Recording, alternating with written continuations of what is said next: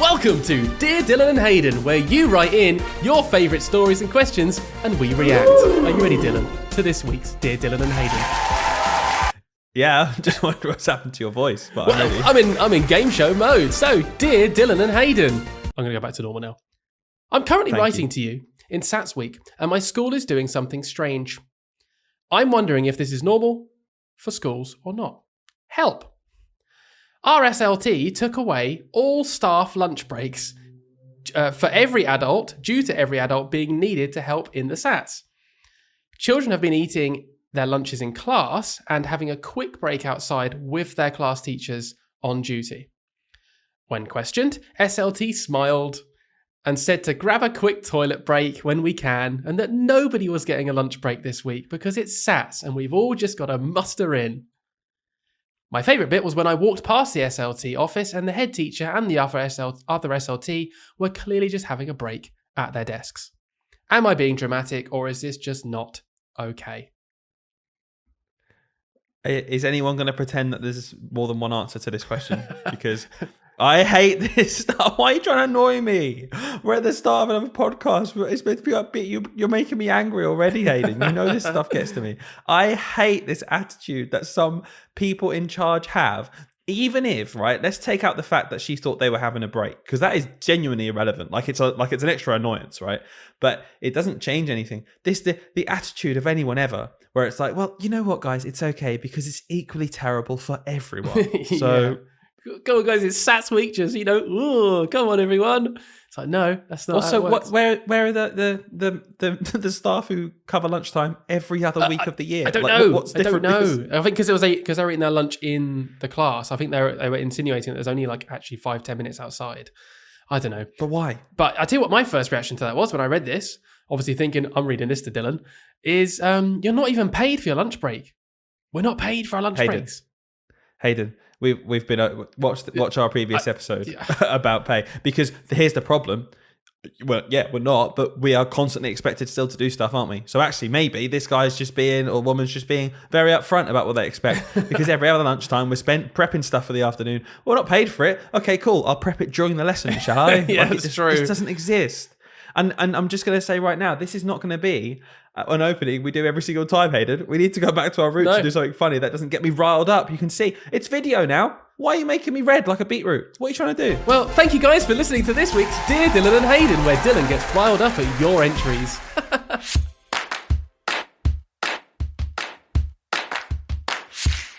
Hello everyone, welcome back to another episode of Teach, Sleep, Repeat. My name is Dylan. And my name is Hayden. I don't know why you're doing this eyebrow thing, but I'm joining in. Well, it's video now, so we could do whatever we like. If you're not watching the video, get on Spotify, and for some reason, watch us sit in a chair for an hour. I still don't get it, but thank you for doing it, people who did it. Dylan can call you a creep like he did in the last episode. I had a bit of feedback about that, by the way. One of my friends was watching and said, yeah, I did feel a bit weird, actually. And then when Dylan looked me in the eye via the camera like this, I did feel like a creep, so thanks for that. Cool. I'm turning viewers off one of the things that we've made for them already. They'll be back. That's good to They'll know. be back. They'll be back. The creeps know they're a creep. No one's a creep and doesn't know it. Okay, they're just being self. You don't get the title creep by doing it once. Let's be honest. Come on, it's repetitive action, right? Well, if you're just listening to normal audio, then well done for resisting the urge. If you're not, then try it out again, but get ready to be called something detrimental. It's not as good as last week because my nose is less crusty. So I did remember last week I pulled the viewers in. I knew they'd all watch it. But no. Well, just so you know, it's video on Spotify. We do have a YouTube channel that we uploaded it to. But if you want to watch on Spotify, guys, please do give us a rating again, because we do love it. We thrive off it. We like to see it, and it gives us credibility. The more people who give us a review, the more people that will see our podcast and think, oh, maybe they know what they're talking about slightly. And even if we don't, like we said last week, echo chamber, tell us we're good, make us feel good about ourselves. It makes a difference to us.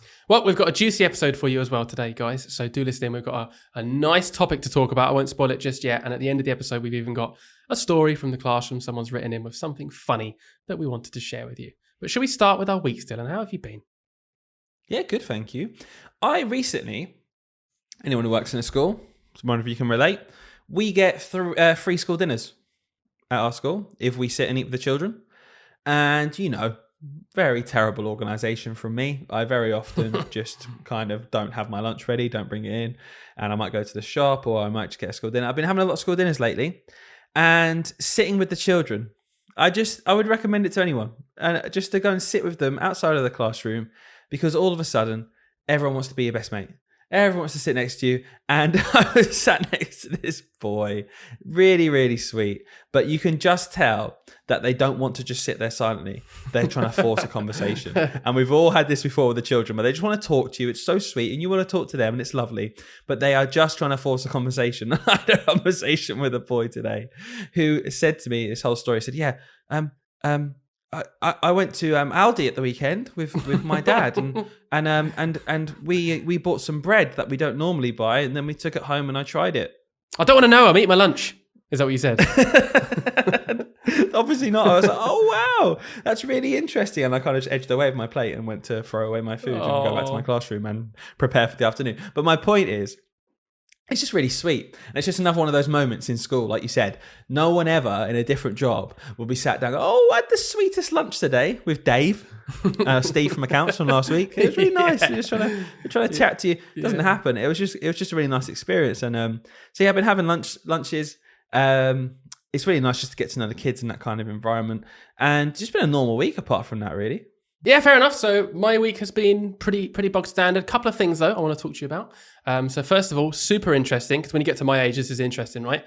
Animals living in my house. I've got birds have nested in my roof. I'm getting it redone. I've been putting off for years getting my soffits and fascias redone. You getting the nest redone or your roof redone? Oh no, getting the roof redone because they have managed to get in it and they have nested, and I mean it's quite sweet really, but they are right here in this like next to my office.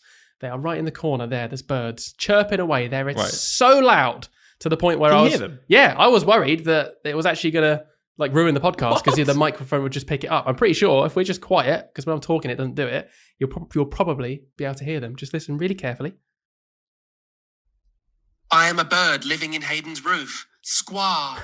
Do you hear that? They're really there and they've got really intelligent.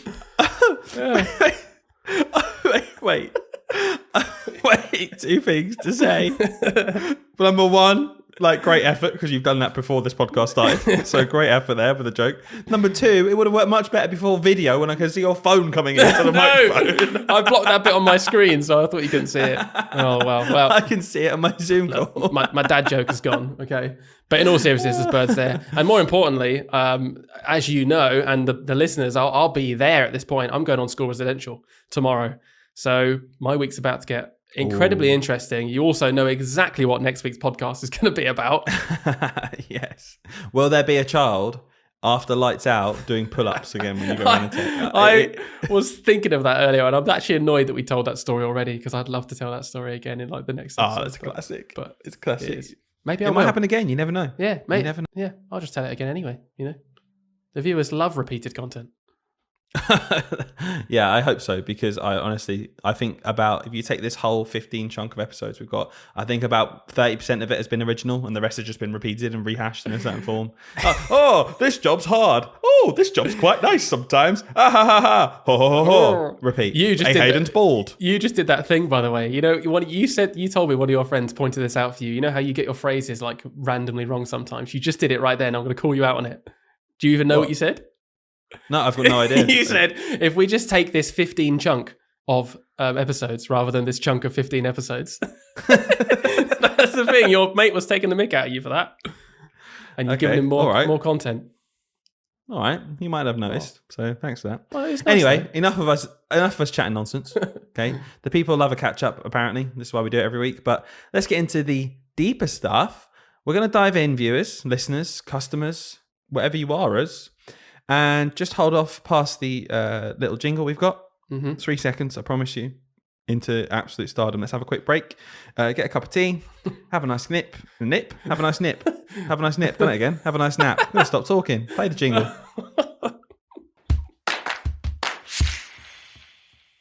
Right, so you've seen by now the title of this episode, and you know we're diving into the heavy subject, Hayden, of being a male primary school teacher. Being a man. Now, we've got lots of stats. Being a man, being a male primary school teacher in a modern world. We're going to dive in. It's a subject with lots of opinions, lots of stats, lots of facts. But I'm going to try and distill it into one question for you, Hayden, because it seems to be the crux of every discussion about this. We're going to dive into our experiences as male primary school teachers and look at the meta facts and the statistics away from the kind of anecdotal side that we're going to talk about between us, and kind of come across the crux of the idea, which is this question I'm about to tell you now, which I want to know your initial thoughts on, then we'll pad it out, okay? So do you think being a male primary school teacher is a hindrance or somewhat of a privilege, puts us in a position of more benefit being a male, even though we are in the minority? Oh, as in, so have I got to pick one? Or No, listen, this, I think the viewers know by now. We hate this kind of, this is the answer and that's it. We're going to go into some nuance here. And we all know it's balanced and we know there's going to be pros and cons. But on the whole, how do you feel about being a male primary school teacher? Is it something where you're like, oh gosh, we're so like thought against of, and it's such a bad position to be in? Or do you think actually quite lucky to be in this position? If anything, it's way more of a... I think my overall response to that, I think, is it's more of a benefit. And I can definitely go into the details of that. I do think there are hindrances. I think there are cons of being a male primary school teacher. But I do generally think it's more of a privilege. I think I'm privileged to be a man in this job more than I think there are like things that are against me, if that makes sense. That's probably my gut feeling. That might change by the end, but I'm pretty sure that's like how I feel. I agree. And I think I struggle to look past the fact that I think being a man in society is a place of privilege, quite clearly. Yeah. I think that's way less of an argument, way less of a discussion. I think if you ask 99% of people, they will say that men are in a power of privilege compared to women, and there's still fights going on for equality across all things, not just in law, because we've come a long way with that. But in terms of the actual primary school setting, I think what we can do as male teachers, talking to, based on our statistics, is a female-dominated audience, which makes sense because it's a female-dominated profession. And just get across our thoughts, our experiences of being a man, and how that might have affected people's views on us, and how the job's going. So I think we should start off with some cold, hard facts, because I don't quite like it when people come across and say, well, I experienced this, and then therefore that's the end of the discussion because it's my experience. Yeah. It's a very common thing we see these days where people say, you can't deny my experience. It's like, of course we can't. But there is obviously going to be a bigger picture as well. And just because you experience something doesn't necessarily mean it's representative of the whole professional argument that you're talking about. The number one thing I think about all the time is I went to a grammar school. And, you know, I know people who went to a grammar school from a poorer background who say, well, it worked for me. So obviously it's not bad for poor people to have a grammar system. But on the huge level, the macro level, we know that it is a disadvantage to have this system for poorer children. It's just a postcode lottery, etc. And we know for a fact something which someone's own anecdote might not bear out. So let's look at some facts here. Yep. Being a male primary school teacher, so I'm going to whip these out to you, Hayden. I want you to tell me whether they surprise you or not and what you think of them. Okay. 25% of state-funded schools in the Southeast do not have a single male classroom teacher. So 1 in 4 schools, state-funded schools in the southeast of England, there's not an option to have a male primary school teacher. They don't exist. They're not in the school. Yeah. When you said that, initially I was a bit like, oh, but I don't think I'm that surprised, to be honest with you. You've got more to say to this one. Yeah, no, just more facts. So that did shock me at first, like you said, to have none at all. But I guess it makes sense. You'll have other schools where maybe half the teachers are male. So it's not going to be an even distribution. I mean, again, I know we're obviously going to do this a lot and actually do just reflect on our experiences, you know, to kind of go alongside these stats. But when I started teaching, I was in quite a big school, 4-form entry, and it was just junior. So there were 16 classes, and I was the only male teacher at that point. Not forever, but at that point when I joined, I was one of one male, 15 female teachers. So yeah, you know, it kind of. So I wonder how much of that 75% is our schools with just one. That's true. So that's another big chunk as well to kind of exacerbate that. So I'm going to keep going now. 15.5% of primary school teachers in England are male. Oh, okay. That's actually more than I thought. genuinely more than I thought. I really thought that stat would be under 10%. So I'm quite surprised. Well, it's been on an upward steady curve. Well, it was from like 2010, it was about 13%. Upward steady curve till about 2015, and then it's tapered off. It stayed at about 15%. So, between 1 and 2 and 10. So again, to me, from my experience, it's about right. Here's where it gets interesting, and here's where I think on a very specific level, we see our privilege. Okay. 15.5% of male teachers are male. Can I guess this next stat? Because I have no idea. But can I just guess roughly what it's going to be? Is it going to be compared to that 15%, is it going to be a way higher percentage of men in like more managerial roles or something like that? Absolutely. Yeah. So here we go. 19.4% of deputy heads are male. So there's a discrepancy there. So a bit higher. 26.9% of heads are male. Wow. So in terms of a statistical significance, that's a huge leap to go from 15% of the workforce end up being 25% of the headship. Yeah, that's a lot. I mean, it's not too far off double, really, is it? In terms of percentage wise, I'm not surprised because I think we can probably have a whole conversation about the kind of culture. I actually think it links to that previous stat as well. Like, how you said it's been going up steadily, like primary school male teachers. I genuinely think even in my 8 years that the kind of cultural view of primary school teachers is changing a little bit. Because when I started, one of my first experiences in the primary school teaching world, it might be I think it was when I was training.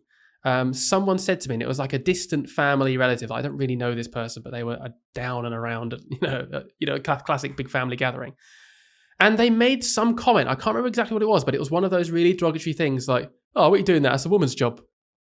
And I was just like, really? Like that's genuinely something that you've just said to me, like into my face, and thinking I'd be like, "Haha, yeah." Like, what are you talking about? But I do think a lot of people have that opinion, and now, and it's generally just becoming more normal, and no one really cares about that. It's quite an old opinion, isn't it, on teaching? Yeah, it's very outdated. I think we're going to go into some of that in a minute. I want to really explore that a bit more about people's views. So that's really interesting. You said that, but it kind of comes down to it, doesn't it? Where the thing I wanted to transition to here is very much there is that idea of if you're a male primary school teacher, there's the initial thought on why men working with children, working with young children, the idea of society, their role, very outdated but still exists. But there's also that idea of once male teachers are in the primary school, it's very much expected that they're working their way up that ladder. Whereas for a female teacher, far less so from what I've seen before. It's way more accepted that, you'll be a class teacher, and then one day you might have a baby, and then one might, and it's very condescending. It's very condescending.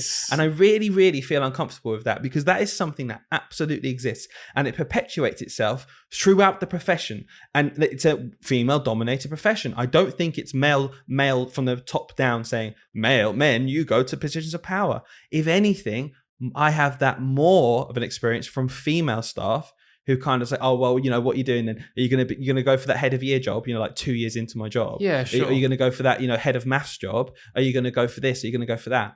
I felt that pressure for sure, that expectation to climb the ladder, and it's like a self-perpetuating, almost like it is a problem, isn't it? I guess because it's massively skewed, and we're in positions of power more often based on how many people are in the job in the first place. Like it seems a bit odd, and we know it exists because the data you just read is literally the proof of that. So no one can sit there and say no, they don't. Men don't feel that. Yeah, well, they do, because otherwise you wouldn't have double the amount of teachers, but men being disproportionately represented as head teachers and things like that. Of course, there's some things going on, obviously, whether it's perpetuated by everyone or a few people or just yourself or whatever.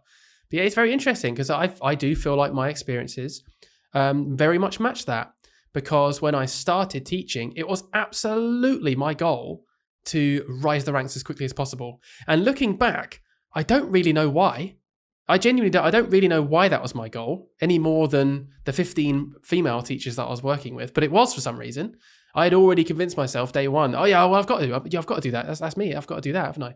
Whereas in reality, years and years later, I found other things that I actually really wanted to specialize in and do differently.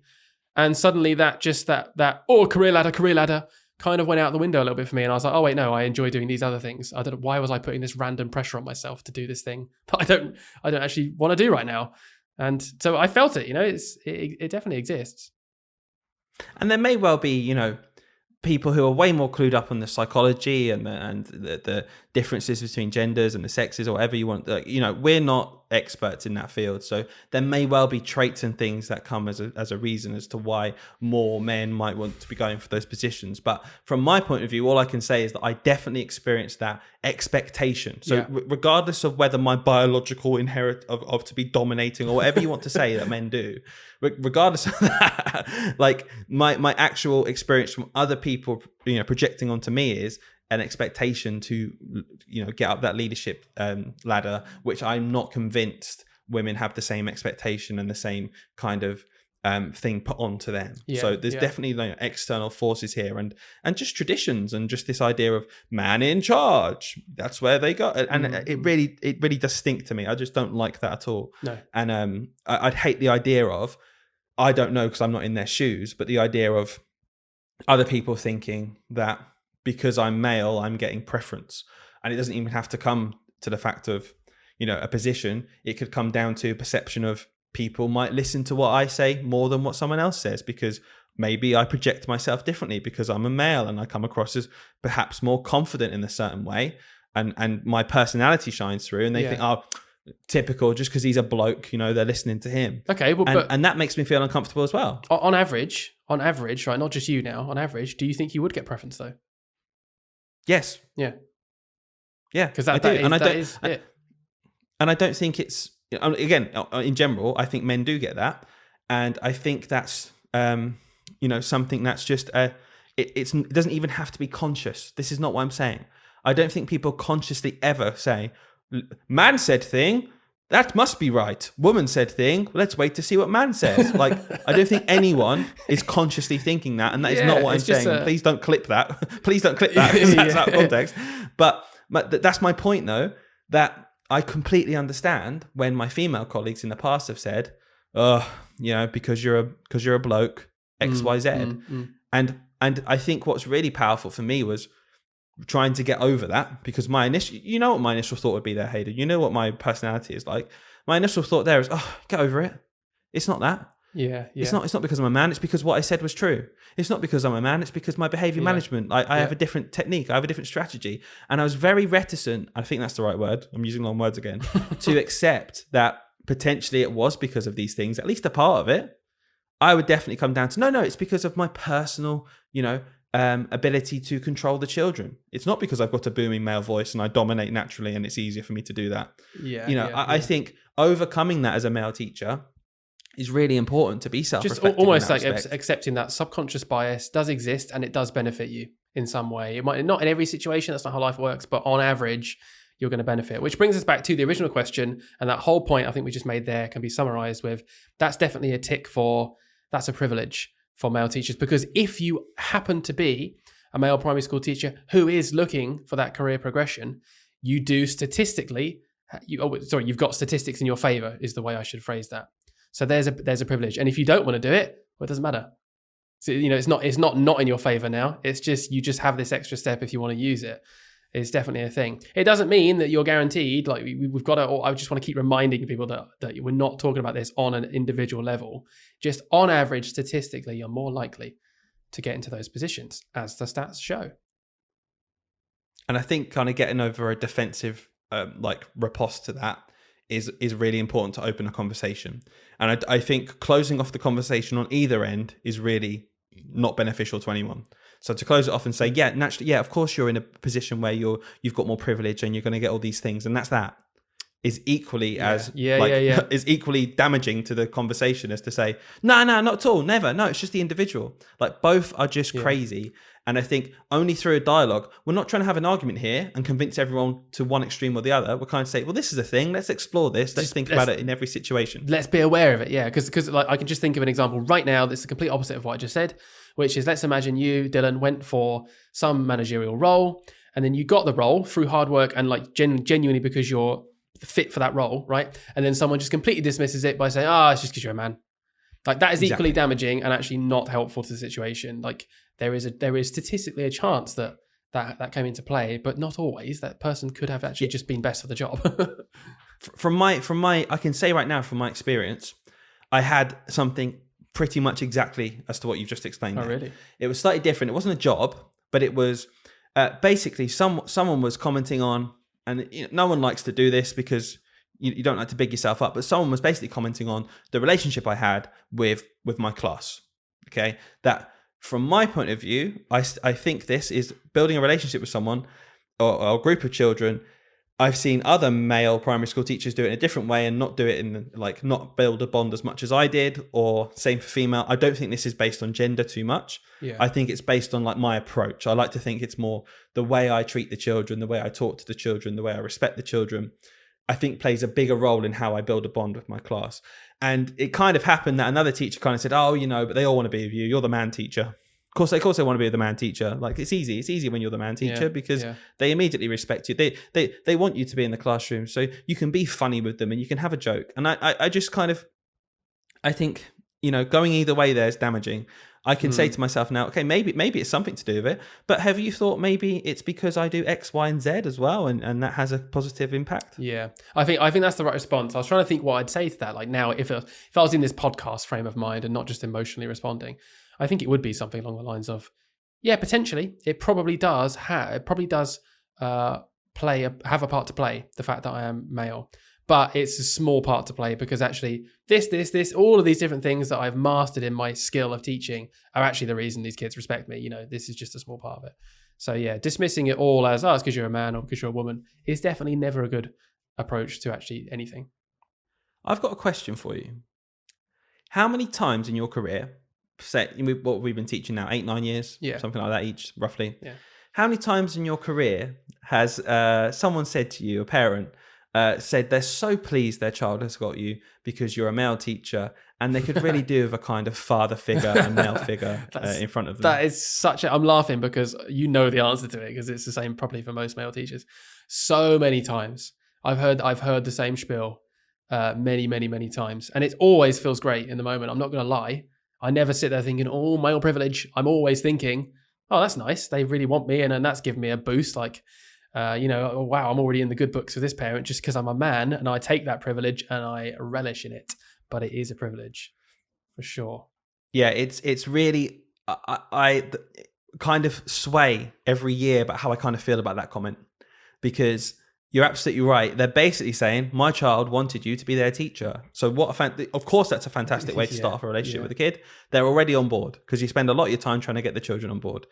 But then equally, I just dive deeper here and I think, okay, what a lovely idea that I'm kind of like a male figure for this child. And I'm, they have said this themselves. I'm not saying this, like a father-like figure because of, being in charge and helping them and being kind and compassionate, but having rules and boundaries and stuff that some children might not get at home. And school becomes, for them children, if you think about a child's experience, if they spend a lot of time at home or they're maybe isolated and the family's more isolated, school becomes a microcosm of what the earth is for that child. They grow up and they say, well, what's the world like? Well, it's like school.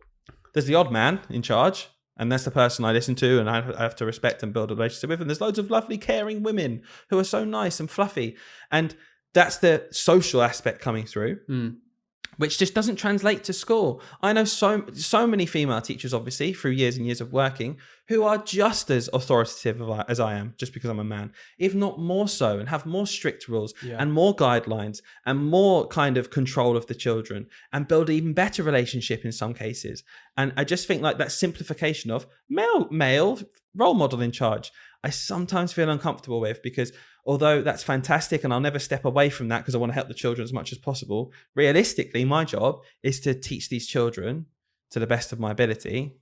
And that wider stuff, whilst it's important, sometimes makes me feel a bit uncomfortable them putting that role onto me. I really liked your point about the microcosm, how it's like it is a mini social structure, and actually it's just preparing them for later in life. And maybe it is a negative thing to have that idea of, there's a couple of men in charge and lots of women that are subservient to that person in charge that happens to be a man. Good luck in life. See you later.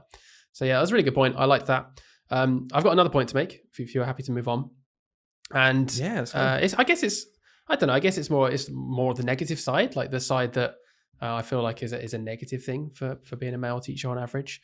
So can I just say, before you dive in then, I want to make this point really clear, because I hope people at home understand that when we're going to talk about the negative side now, in the context of what we just said, that on the whole, we completely understand that it's a privilege, right? But, be open-minded here when we're talking about these negatives, because they can still be negatives. So I'm really looking forward to what you're saying here. Like we're just doing pros and cons, aren't we? Basically, I wrote down a few notes earlier. A few of them I was like, oh, that's a pro. Oh, that's a con. And this is one of the ones I thought, oh, that's a bit of a con. And it might not be for everybody, but I certainly have experienced it lots of times. There's definitely in the teaching world, and I think the wider culture, to be honest with you, anyone that knows anything about teaching, is the idea that men need to be a little bit more careful than women. And what I mean by that is there is just a slightly more, it's hard to say, like there's this weird perspective like, oh, men are dodgier. Men are naturally dodgier than women. So therefore we should be more careful around men than we are around women. And I do think that translates to school. And I've definitely experienced it over the years. And a lot of people have told me, especially early on in my career, not to do certain things that I have literally seen female teachers do, and no one bats an eyelid. And I was always like, oh, that's weird, because I got told that, if a kid comes and wants to give you a hug, that you should absolutely like do anything you can to not be in that situation because it looks really bad. And it always ends with, particularly because you're a man. And that phrase just like haunts me. I don't like that phrase, particularly because you're a man. Nothing should end in that phrase, whether it's something benefiting me or not. And in this scenario, I don't like that connotation. Oh, you're a man though, so it automatically looks dodgier. Oh, I hate the whole situation. Yeah, it's uncomfortable, right? Because there's so many other things you could say, because you're an X, because you're a Y, because you're a Z, where you would never even fathom saying something like that, because you think, what are you on about? How on earth can you make that kind of generalization about this group of people, that group of people, this group of people? Cool. Well, I'm a male primary school teacher, and you're suggesting just because of that, I'm more likely to do something inexplicable. Yeah. And it is horrible, because I've gone through the same training, the same DBS checks, the same everything as my colleagues. And this was summed up because this was a real policy. This was a real policy that I have experienced before in the past, where, again, I'm not saying, my goodness me, I didn't mind doing this, but it was the hypocrisy that kind of left a bad taste in my mouth, which was that if the children were getting changed for PE, if you're a male teacher, you're not allowed to be in the room with the children getting changed. Yeah. If you're a female teacher, you are. Mad, a real policy in a school. Can we just think about that for a minute? How do you think that made us feel? Yeah. Like if it was a policy of no adults allowed in the room for this reason, or no adults allowed in the room on their own, there has to be 2 adults. Why is the gender or the sex of someone coming into it? That is absolutely terrible. I can't believe a school has had that policy, because again, if we go down the microcosm of social structures route of thinking, what are we teaching the kids there? What the females are inherently safe and men aren't? Like what? That's terrible. Such a good point. That is dangerous, and that is terrible. Like I can't believe that actually happened. I tell you what, it's kind of similar to this, right? And I've told you this story before, and I'm pretty sure you've got a couple of opinions on this, but I'm just going to say it again, right? Because it's one of my first ever experiences inside a school. And I always remember this, and maybe I'm being dramatic because there's another side to it, but I might not be. So I think it was like my first, maybe my second day at this school. And I was super nervous, obviously, and I'm just getting introduced. I'd met the class teacher, and it was that early morning time where in a lot of schools, like the kids play on the playground for a bit before the whistle goes, and they all come in for like morning registration. And I was just kind of sat in the classroom. The teacher was like, right, I need to just go and get some bits, and I've got to go on the playground as well. And you can just stay here. And I was like, okay, just sort of like sat on one of the children's desks. And it was a year 1 classroom, so proper little ones. And these 2 TAs, who obviously didn't know me, right, brought this child in who was crying because she'd fell over outside and hurt her knee, bless her. And they brought her into like this little shared area space that was just kind of off the side of the classroom, in direct view of me, like it was very open. And I'm just sort of sat there, I sort of nodded to be like, hello, just to, so they know I'm there. And then what they did was that before they saw me, they were about to leave her there because they were literally just like 10 seconds from coming in anyway. They were just gonna go grab somebody, like maybe grab another kid or something, come back in.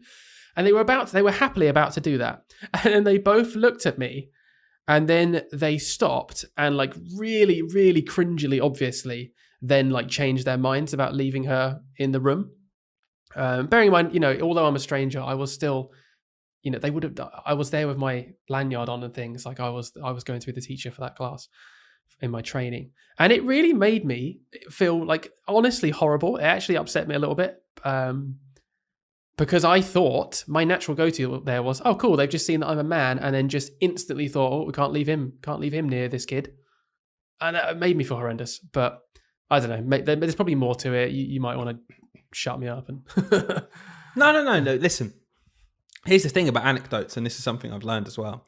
Your reaction to something and your perspective of something is important. It's a part of the picture. It's part of the picture. So the fact you've thought that is usually probably a projection of the general idea of societal expectations of men and women. I put it on with myself children. almost. Like, there's a reason you thought that is because you've lived in that structure. So completely understand what you're saying there.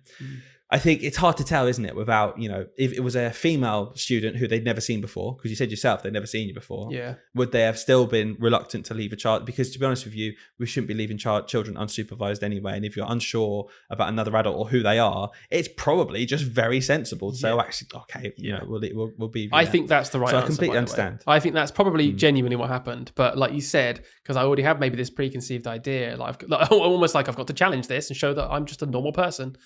I just maybe put that on. But, it was an experience nonetheless, and it made me think about that particular element of, the pros and cons of being a man.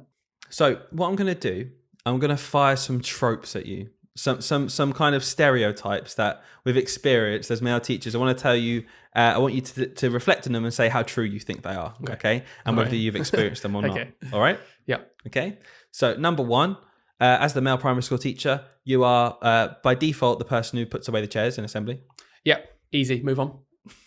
I'm joking. No, I actually have not experienced that. Genuinely. No, I don't too much either. No. Everyone mucks in. It's a bit of a is a trope. These aren't things we've experienced, by the way. These are like classic tropes. Cool. No, I think that one's. I can dismiss that one. What's your next one? Okay, here's a really interesting one because completely inappropriate the other way around, and I hate falling into the trap of going, well, if that was a woman, we'd be saying it was this. Like, I hate that because it is just an unfair comparison half the time. It's lazy. It's stupid. There are some things swapped around that are different. It's quite simple. But here is one, okay? Having an older, because it is older in this trope, an older a female member of staff touch you on your body somewhere and say, oh, what a strapping young man. I mean, I've not personally experienced that, but that's pretty. Of course you haven't. You're not a strapping young man. God damn it, he's got me there. But the idea that your body is something to be commented on. Yeah, I'll be honest with you. I think it is widely accepted in culture that that's absolutely acceptable that way around, and not the other way completely. I think that's a huge gender bias in general. I'm not even just talking about schools really. So I'm not surprised. Because I do think generally men's bodies are a bit more disposable, a bit less intimate, and those kind of comments and things can be gotten away with. Again, I don't think people go out of their way to be like, I'm going to sexually assault this person, or say something totally inappropriate. I don't think anyone does that, but I think people naturally would feel less uneasy about saying it to a man than they would do the other way around. Yeah, and I think our reactions to them probably help that and perpetuate that. Because I know personally, if it's happened to me before, I'm more than happy to laugh that kind of thing off because I don't take it seriously. Yeah. And I think the idea of, the physical presence of things is also a thing. Imagine me saying something very similar to maybe a woman who's far more diminutive, and I'm saying that kind of thing as a joke. That's automatically intimidating, isn't it? It would get flagged up. But there's no way. The other way around, it's not intimidating at all. It might be inappropriate, and it is worth flagging up still. You can't just pretend that it's acceptable, especially if it's made you feel uncomfortable. And that does play into the tradition of, it's all right. Just get over it. It's all right. Yeah. But I've come into school before. It was dress up day for something. I came in as a lifeguard. I can't remember. It was something to do with water safety. I can't remember, but I was a lifeguard wearing red shorts and yellow top. And I got 2 or 3 comments throughout the day about my legs. And obviously they're compliments. Yeah. But this idea of just what makes you think you can say that? I'm a teacher. I've come in suitably dressed for a dress up day. What? I'm sorry. What actually makes you think that you can just say, "Whoa, look at those legs! Oh, tasty!" Do you know that's what? completely inappropriate. Now that you said that has literally happened to me loads of times. I didn't even think about it. That's how rooted in it's just normal it is to me. And I'll tell you what, it made me feel really uncomfortable. I don't think it would have a few years ago, but like it's happened in the most recent years as well. And yeah, actually it did. I really didn't like it, to the point where I was super self-conscious of the fact that I was wearing shorts in school, knowing that at least someone was going to go, oh, check you out, got your legs, legs out. I'm like, yeah, please don't, because if you came in like a skirt when you normally wear trousers, I wouldn't go, oh, check you out, got the old flashing the old calves, are you? I wouldn't do it. I just wouldn't do it, because I'd think that's inappropriate. No way I'd do it. And no matter what you think about like the power dynamic and stuff and the idea, I still think they're different. I don't think they're equatable just because of societal structures and stuff. It's still inappropriate. Like that is undeniable, right? Yeah. To say in a place of work, I just think don't do that. It doesn't, and it doesn't matter that I was sat there like posing, like flexing my leg muscles in a mirror. It doesn't matter. If I want to flex my leg muscles and show off to myself, you shouldn't go. It's inappropriate to come and comment on that. And listen, if I ask them directly what they think of my legs and they tell me, it's still inappropriate. Yeah, you should say, okay? I can't tell you. but what I will say is like, personal opinion is kind of irrelevant, because genuinely, there'll be some people who I have more of a personal relationship with. Genuinely. Who, if they genuinely, I know you think I love saying that word, but there'll be some people I maybe have more of a relationship with, and just me personally, I wouldn't take something like that further. I feel like I could take it tongue in cheek. That's my personal opinion. But actually, on the broad level of discussing this, it is irrelevant. Like, again, like we said before, my individual aspect on that doesn't mean it's suddenly appropriate or not. I just think you have to be careful with that kind of thing, because like you said, it could make someone else feel uncomfortable. Read the room, know your relationship with people, and just err on the side of caution, whether they're male or not, really. Yeah. So we've talked about a few things. We've talked about the kind of like cultural bias from parents, and how we just naturally get treated a bit differently from parents, and that sort of thing, which I think is more of a privilege. It generally makes our lives easier. We've talked about the whole like managerial level, getting to that higher level. Again, a bit more of a privilege if you want to use that privilege.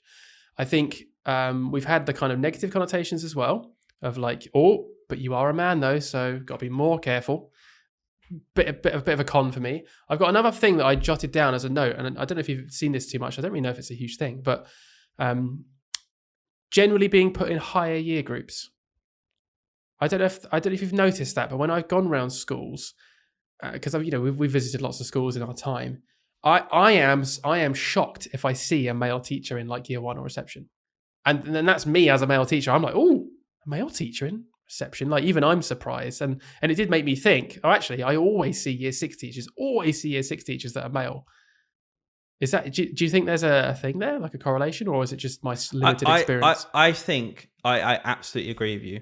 And I think that it's kind of linked to what we've said about positions of power before, because whether we like it or not, there is this hierarchical idea with a lot of people that, year 6 is like the culmination of the whole experience. They've got to get through SAT. There is just this idea. Now, I don't think that's true, that just because you're in year 6, you're seen as the best teacher or the best teacher. I don't believe that, but I think subconsciously on the whole macro level, we're clearly seeing it. Yeah. And what we're also seeing is not only that bias towards that the male teachers being put in that position of what's seen as more powerful and the higher up in the year group and more, pressure and to deliver. I think what we also see is that idea that women being more maternal and caring and more suited to the younger age group. When I tell you what, my goodness, the teaching that goes into early years and year 1 and 2 is outstanding. Like I am in awe of those women who are predominantly women. And I'd be really interested to actually see a percentage spread. Yeah. Because of that 15%, I reckon the number of year 6 teachers, I bet it's higher than 15%. Yeah, I reckon that's more like the head teacher one. Like, I reckon it's more like 26% of year 6 teachers are like males, and way less lower down. Yeah, it's interesting. Just thought it worth bringing up. Well, I had that when I went to year 3. So I got put into year 3. And there was widespread shock, because the reason for me being into year 3, that year group, that was well explained. It was because this, it was because of that. And we think that you'd be well suited there to help with this cohort, blah, blah, blah. But on the surface level, when I say, I'm going to year 3, people are like, what? What? You're going to year 3? But that was a shock. You're people. A man. But I'm a man. How are you going to deal with young children? Yeah, men don't like little kids. They like having a bit of a rough and tumble with the older ones, don't they? How are you going to cope? How are you going to do blow dart maths times tables if you're with the younger ones? They don't even know the times tables yet. What's going to go on? I love how my career basically just is exact that thing. I've just ended up in year 6 and now I'm just stuck there. It's just classic. I have got, though, one more comparison, maybe we could kind of finish on. All right. Very quickly. So what I find really interesting is, and it's, again, my experience, and it's based on the fact I hate this policy. I hate it with a passion. I already know what it's going to be. Go on. There is such a discrepancy, and there's pros and cons here. I remember you've argued with me saying this is a pro for men, but I think it's a con because I hate wearing it, is the uniform and what's expected of wearing. Okay. Yeah. I think there is such a discrepancy, but I feel so uncomfortable raising it because I fear that women will have to change what they're wearing, and that's not what I want. I just want me to be able to change what I'm wearing. So men widely are expected to wear collared shirts, smart trousers, belt, smart shoes in school. Yeah. Office wear. For a job which is not an office job, we're not sat at a desk, we're not making presentations to like a 6 people in a boardroom. We are hands-on, walking around the room. It's incredibly uncomfortable. Mm-hmm. It is not a nice thing to wear, especially and it's in impractical. The summer. Oh man, I'm dreading it. I'm dreading it. I'm dreading next time because I hate it. It's horrible, and I hate wearing dress wear.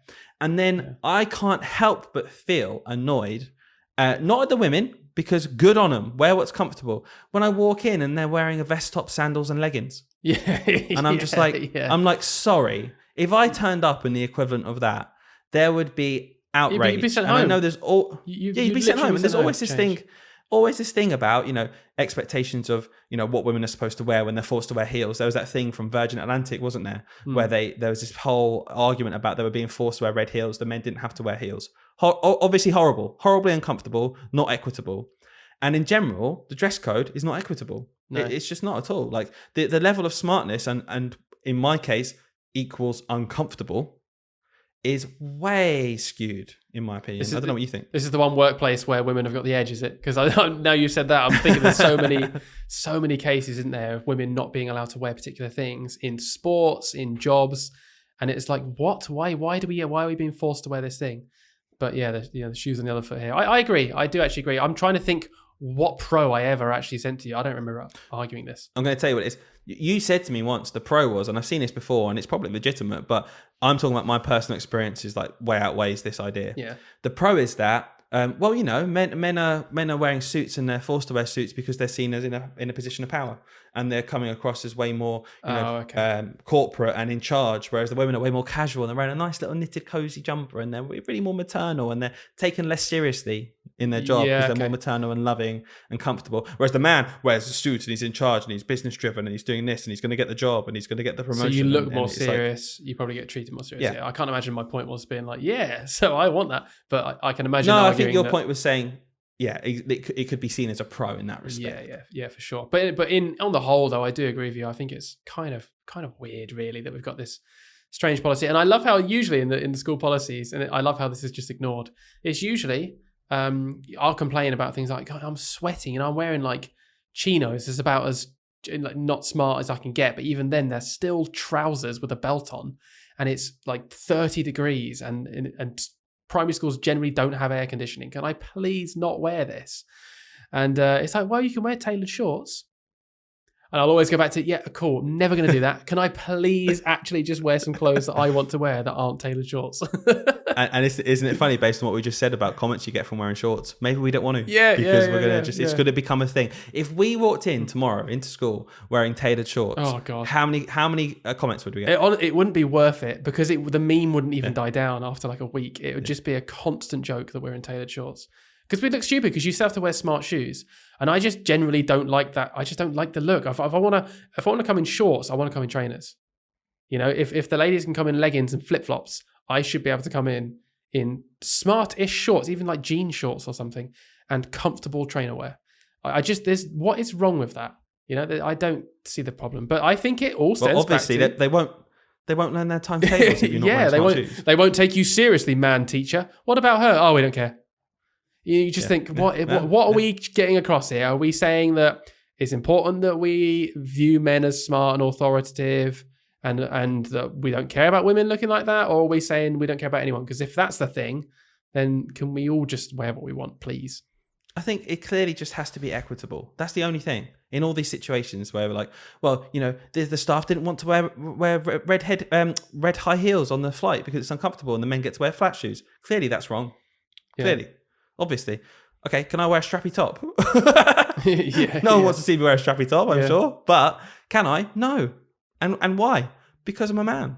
That's not good enough, really, is it? It's not. If you really boil it down, it's not a good enough reason. You quite often get policies for hair as well. So like women, you know, if they come in particular dyed coloured hair or something, even if it's just slight, it might be like, oh, that's against the policy. Whereas I shaved my head and no one said a word. So that's more in our favour, I guess, right? Oh, we nearly got through a whole podcast about mentioning the fact you're bald. Hey, there it goes. Okay, last thing before we wrap this up, because I think we're going to go to a story, right? And it's just a fact. I just want your immediate thought, and we're going to leave it there. Okay. So hopefully people get the idea of what it's like being a male teacher, pros and cons. And overall, I think we agree it's a privilege, but there's still things that just because it's a privilege doesn't mean there aren't things we can discuss and try and improve. I think that's pretty obvious. So here's my thought, my final thought. Does the fact we are so female dominated affect government policy? And here's my example why. Maternity pay in the police force, male dominated, where they're trying to recruit more female staff. Okay. 18 weeks full pay for maternity when they go off. 18 weeks full pay. Teaching, maternity leave, 4 weeks full pay, 2 weeks 90% before dropping down. Do you think that is a direct result of the fact that far more teachers are female and recruitment drives, and just the fact that it just seems horribly unfair? What do you think? My gut feeling there, because I've thought about this a lot, is yes. I think that is obviously linked to the fact that it's 85% women doing this job, so they have the worst maternity pay ever. But I do think it's more so. I think with this, particularly this government, I'm not going to give them any credit. I think it's more that is their baseline of actual care, and the only reason the police get more is just to incentivize women to come and do it. I don't think they think that that's actually the right amount. They just want to get women in the police force. I think they couldn't give a monkeys, and actually, if they could get away with it in the police force, they'd give them 4 weeks full pay maternity as well. Is my actual honest thoughts on that. Yeah, I agree. It's outrageous. And I yearn for the day where we make these decisions based on what's good for the child and the family and not what's good for numbers. Maybe we'll get to that kind of ideology one day, but it ain't now. You can't complain Really though, mate. enjoyed that chat. Paternal leave is 2 weeks, right? Yeah. So 2 weeks. we can't complain. No, 2 weeks, that's going to keep us in a job. Yeah, where's the incentive for the male teachers? Why are we getting 18 weeks of pay? Yeah, it doesn't matter because we're all head teachers, so we'll just take the time. Oh, brilliant. Right, let's do stories from the classroom after this short message, which is just a jingle, but I'm going to call it a message.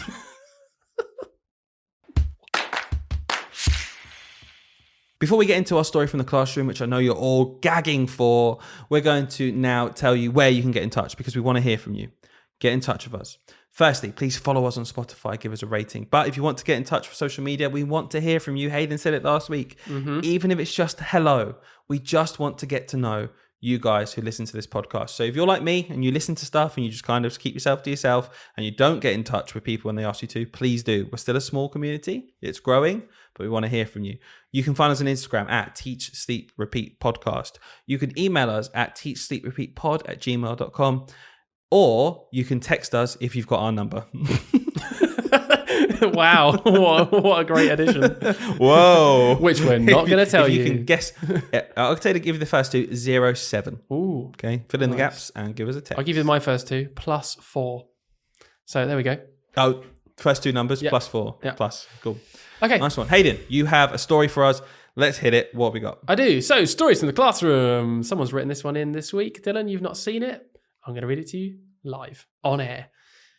I noticed a boy in my class looked like he'd really caught the sun. So I asked if he'd spent lots of time outside, doing the usual, make sure to wear your sun cream waffle. His reply was a bit strange because he said, well, something like that, which is obviously an odd response to that question. Being immediately intrigued, I asked him to clarify what he meant. Have you been catching the sun or not? Well, embarrassingly, my mum's a spray tan artist, so... At which point, I knew exactly what had happened. This young boy had asked his mum to give him a fake tan for summer, and she did it. Love it. Oh, no. I have got flashbacks immediately to a story that I've got from when I was younger. I don't know if I've told you this or not. Go on. My mum had a friend That's nice. who I think she lives in Australia. That's it. My mum had a friend. She lives in Australia and she's a hairdresser. Okay.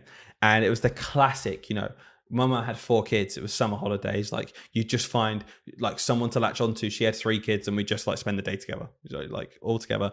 And what was brilliant for me was I've got 3 sisters and she had 3 daughters. So it was me and 6 girls that were all younger than me. So you can tell I used to love spending my summers listening to and watching them do dancing and stuff. It was anyway, scarred for life.